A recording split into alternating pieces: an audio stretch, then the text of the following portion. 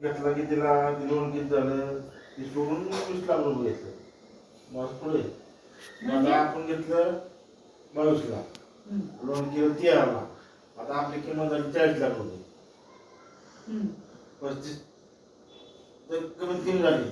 मग लोन सोडलं की करून वरचा जेवढे पैसे आहेत तेवढे झाले असं त्याचा जो टू बीएचके पैसे येतं म्हणजे नाही सगळं नाही येणार.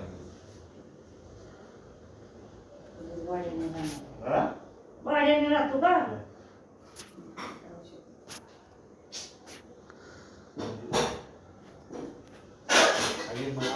पैसे एकत्र मी 20 लाख आलेले ते काय करणार? कोण भरणार काय करणार?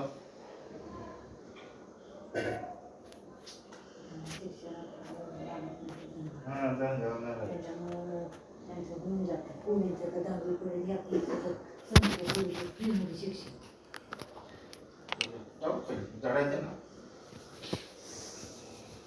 त्यांना पैसा एवढा